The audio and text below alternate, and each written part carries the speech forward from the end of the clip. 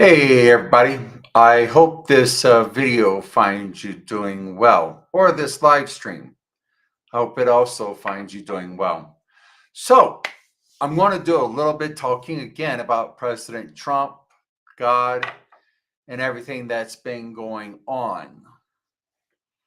And this one I talk about there's a delicate situation from now to the end of the Trump presidency. And there is a real delicate problem that we need to talk about. In my humble experiences, there is too many religious people that love jumping on a bandwagon and going, you bad, you bad, you bad. And I had the privilege to speak to a pastor today. And I told him, I says, well, sir, as you know, I'll just be honest with everybody. Yeah, I'm a bad person. I get that. So if that's the best that you're offering me to tell me that, don't even bother. It's because everything else is going to go in one ear, not the other. What we have to do is handle everything in truth. That is absolutely fact. We have to stick up for our faith. We cannot lie about our faith, whether you be Christian, Messianic Judaism, or me, more Judaism than anything else, but definitely with a Messianic perspective. Um, so no matter where you fall on that spectrum, one has to remember we all don't have the answer. There is some things I'm sure I'm not perfectly correct on. There's, I don't believe that my theology is perfect, but it's perfect for right now kind of situation. We have to handle everything with love. And you can be truthful with someone and still care about them. You can tell the truth and have a heart of flesh and let people see the heart of flesh. This is letting people see that you have a heart of flesh. It is not a weakness, it's a strength. Whenever you can sit down and explain to someone, yes, this is what we believe and why we believe it, and you want to do so lovingly and caring as much as you can be. If they reject you, there's nothing that you can do about it. Your self-confidence, my self-confidence, has to come from God. Um, going in business, I'm off myself. I've been learning some real stuff pretty quick. And one of the things that they talked to me about was, hey, you're going to get trolls. You're going to get people hating on you. It's just part of the deal. Don't worry about it. It is what it is. Let it just be water off of a duck's back. And it's like, yeah, you got that right. And so if they reject you, let it be like water off of a duck's back. It's not that big of a deal. You didn't fail. You didn't fail anybody. You didn't fail them. You didn't fail God. You didn't fail yourself. So we have to approach everything with a lot of compassion and a lot of love. And one of the things that they're going to bring up is, well, you can't stop a woman from having an abortion if her life is in jeopardy. I would agree with that. I really would. If a woman's life is in jeopardy and somebody's got to lose their life, and the lady says, baby's got to go, I want to stay alive, that should be the final say so. Absolutely. Anytime, every time. But, and I know this is going to be hard for some guys to hear, especially if you're married. If the woman says, I want the baby to live and and I'm okay with passing away, got to go with that too, man. It's not easy. It won't be easy. It never is.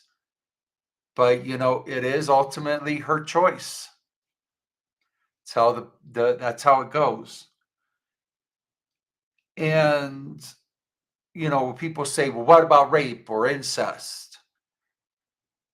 I'm going to kind of stay out of that a little bit, but let me tell you what I do.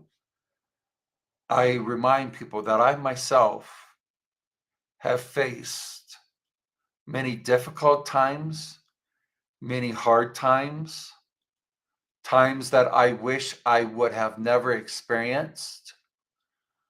I have experienced homelessness before.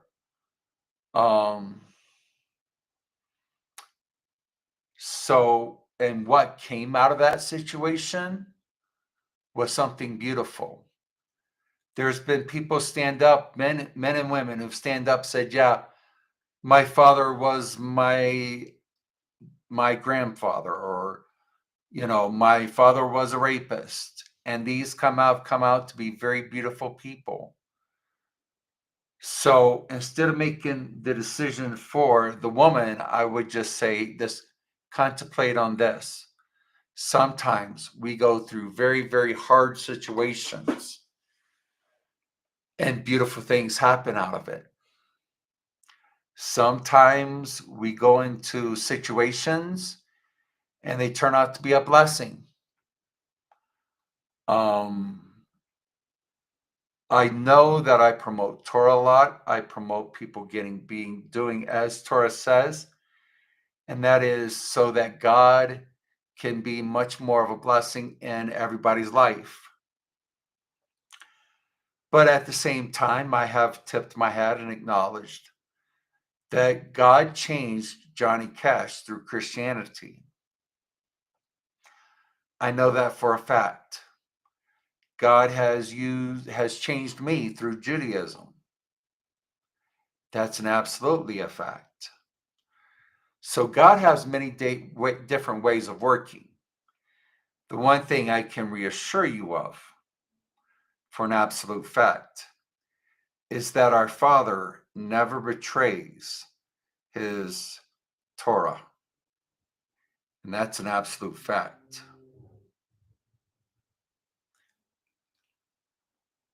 So I have said this to come and tell you, say this. I have been already told that there is going to be a change in my circumstances.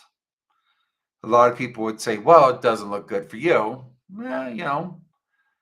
Well, let me tell you a little secret. There's one person I'm willing to tell who the stock is. If she's willing to send me that message, I will tell you the stock name. But because of everything, the way that's going on, I'm no longer going to mention that name. But to say there was a stock, I encouraged everybody to get involved in that. Dump your money in as much as you legitimately could. And that we're going to see big gains. And I told people this is going to blow up. Now it's not blowing up like going from $7 per share to like 107, in one day.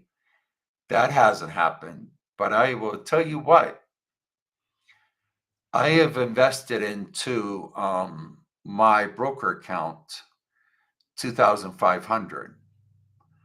I am now sitting with just a little bit less than $4,000.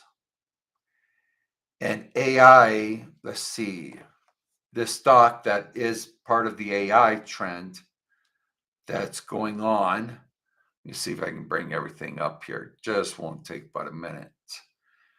I told everybody get involved in this at $7 per share. It is now sitting at $19 $19.69. I've went from having 2005 to under $4,000. And I have the only reason it's under 4,000 is because I kind of went out and bought a few little things with the card. I have like a cushion in my account a little bit. Kind of dinged with it a little bit, withdrew 80. So it sits less than 4,000. Tomorrow, if things keep going, I'll make that money back. But I'm expecting that I'm going to see it go from 700, or I'm sorry. I expect it to go up to, I'm kind of right now guessing, but I don't think it's a unreasonable guess. I'm looking at it going up to about $128. And then from there, I will have actually made, give me 1 second here. I will have made 11,452. Now I've also quite offset, I think that it could go to about $140 per share. And for me, that would be, let's see. For me, that would be literally making 12,760. Now the company's doing really good, so it could go even higher than that. But just today, I made $450 off of the stock. And I bring this all up to say, when we follow what God has said in Torah, He will guide us on how to do things so that we get out of situations looking pretty good. Now, I know that what people are, I'm going to give you another scripture that says, oh, well, Christ was talking about spiritual things. And I don't doubt that he was. I will vouch for that. But he was also hiding what is truth. In Matthew 25, starting in verse 14, and I believe it goes all the way to 30, and it does. He talks about investing. And he was giving a physical truth and a spiritual truth all at the same time. When we do what our Father says to do, He will bless us. Now, this doesn't mean that I'm going by the, what do I call those? By the name it and claim it people, or by the God wants us to be rich. I don't know that that's true. That God wants everybody to be rich, but let's just say this. It wasn't like Abraham was a poor person. He was not. The Torah, written about the parts that include Abraham, you were not talking about a poor man. You were talking about a very well-to-do gentleman. In fact, I would even go as far as to say that he was probably very rich, with money, with his business, with his family, with God. So when we talk about these people in the Old Testament, some of them, yeah, they're probably poor. A lot of them, not so much. But we don't want to, I don't want people to say, oh, well, if you do what God says, He's just going to make you rich. I don't know that that's the case. I know that people had talked to me about, well, am I going to get employees in the business? And I tell you, I'm thinking that that may be a no. And here's the reason. How bad would I feel if I got enough money and gave someone a job, and then let's say it was even 10 years down the road, I had to fire them because the economy went belly up, or I had to let them go because maybe I made a decision that wasn't very good, or or they might have lost, I might have to let them go because AI is taking over everything. How bad would I feel? I would feel very bad. So I'm probably going to be the only person running my business unless I get a contractor, like someone that's in business for themselves, to get them to do whatever it is they need to do.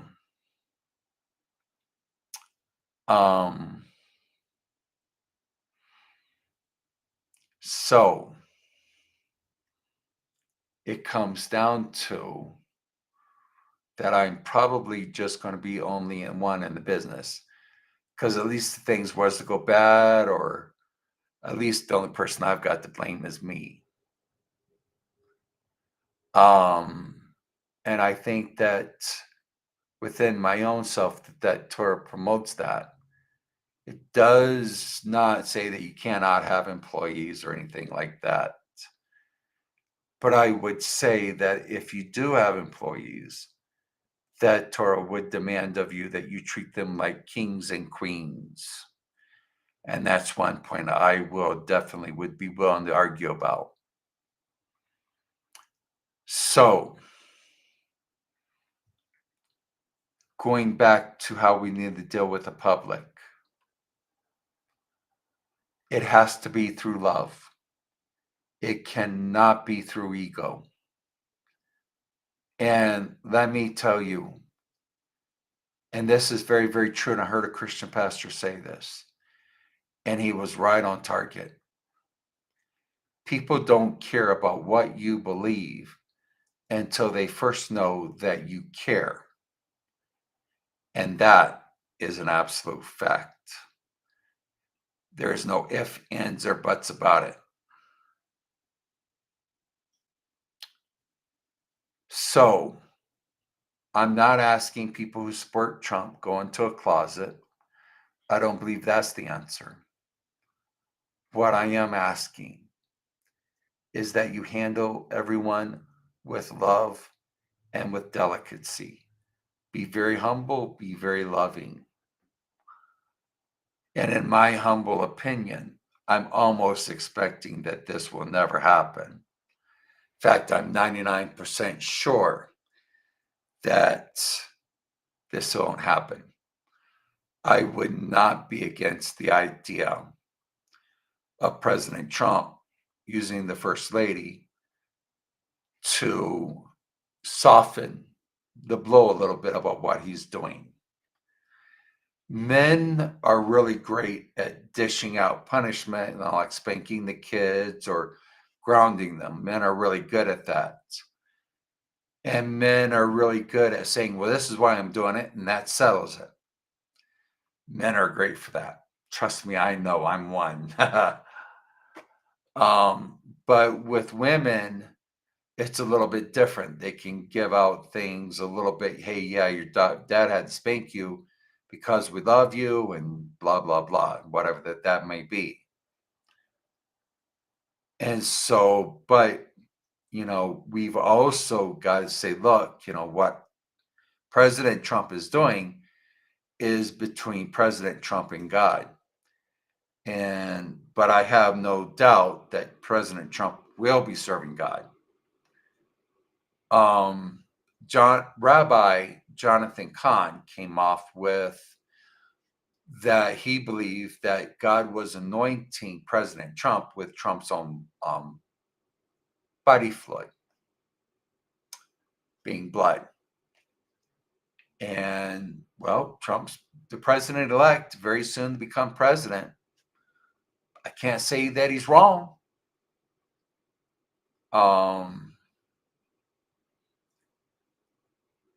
Trump has even stated himself that God saved his life for a reason.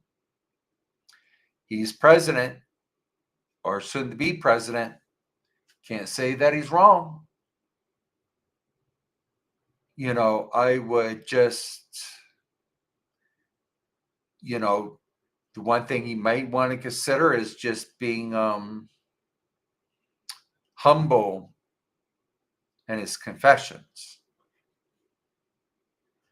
And what he's saying is true. But this is and there's a time. This is one time where I would also implore people. Do I have a lot of disagreements with Christianity?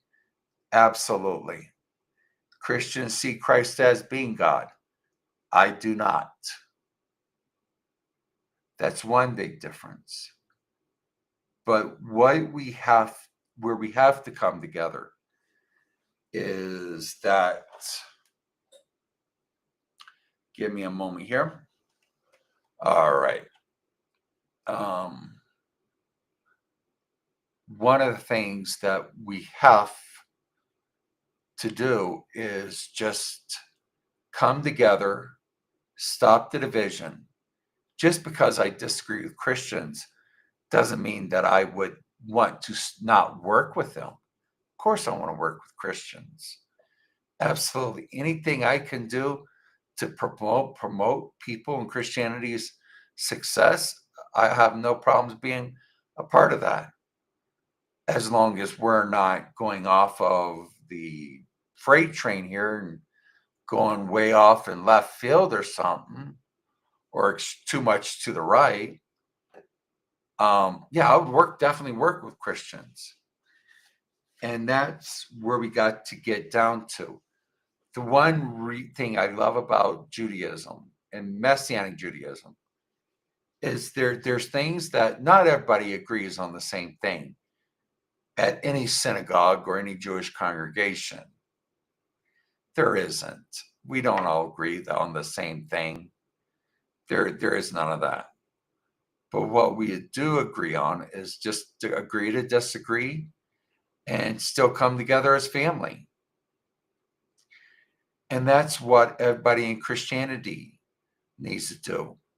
Just sit back and say, hey, let me go off to the left field a little bit. Let's say you're talking to someone who is an atheist, and they also believe in the sanctity of life and that a baby should not be aborted. Why wouldn't you want to work with the atheist? He believes the exact same thing you do. Of course you should work with the atheist. Come on. So, and that's what we in the religious circle have got to do.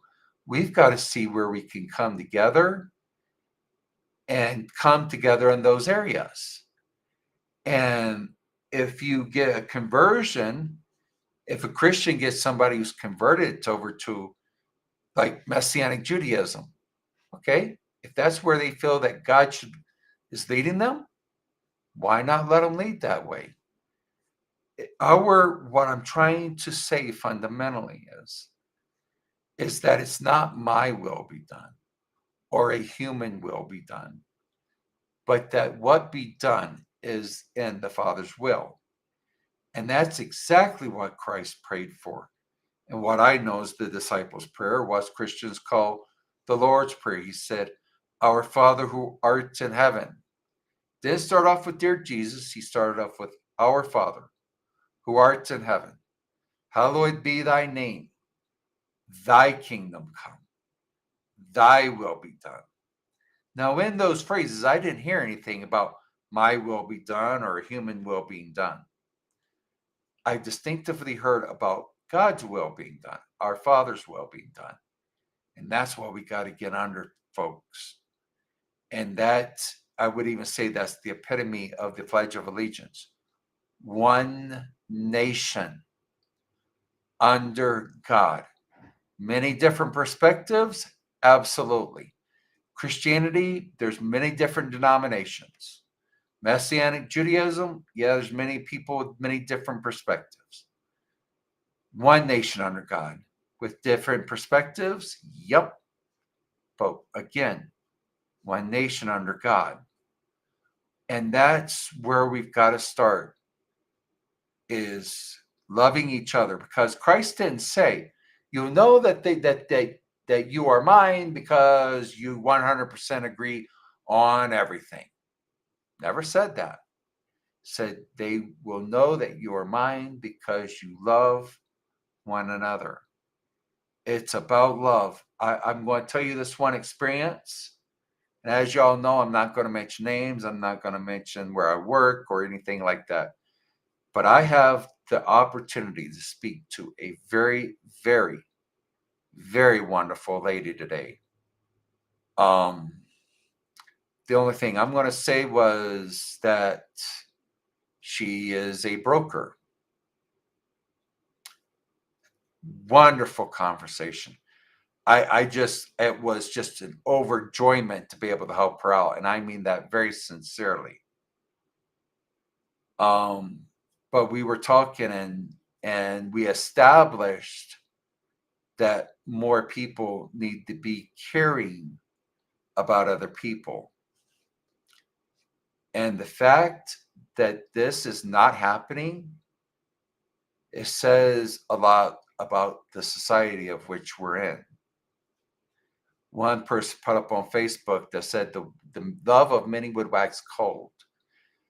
I believe we're winning. We are definitely in one of those days.